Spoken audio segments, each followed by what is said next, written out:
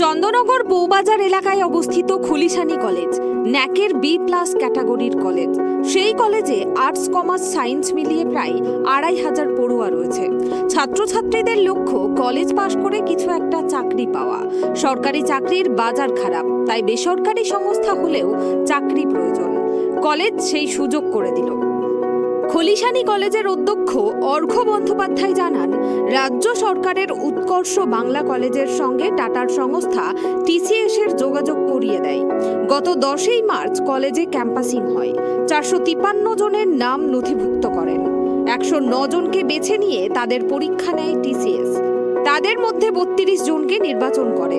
আজ সেই চাকরি প্রার্থী পড়ুয়াদের মেল করে জানিয়ে দেওয়া হয় তাদের চাকরি হয়ে গেছে। সায়েন্সের স্ট্রিমেরও রিপ্রেজেন্টেশন রয়েছে সেই 32 জনের মধ্যে যারা সাকসেসফুল হয়েছে।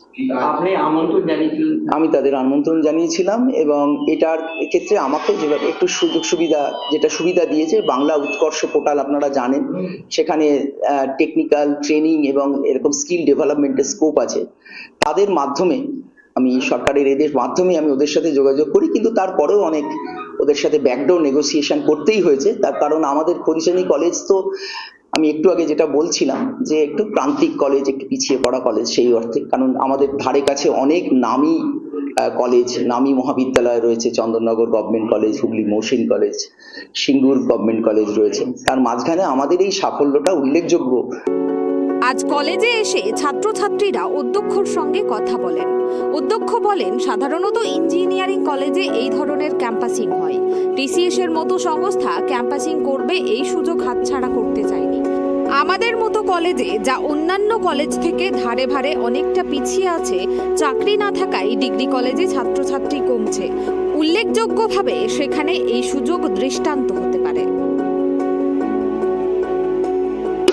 এইটাই মানে লক্ষ্য ছিল আমার, আর কি এটা মানে ভালো জায়গায় চাকরি।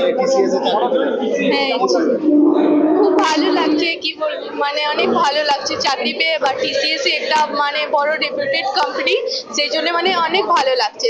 সবকিছু স্যার খুব মানে আমাদেরকে মোটিভেট করেছেন, বা আমাদের ডিপার্টমেন্টে ম্যাম। না, ট্রেনিং কিছু হয়নি, না শুধু এক্সাম হয়েছে বা ইন্টারভিউ হয়েছে। হ্যাঁ, ইন্টারভিউ হয়েছে, সেটা কোয়ালিফাই করে। এখন কিছু বলেনি কবে থেকে জয়েন করছে, শুধু মেল পাঠিয়েছি।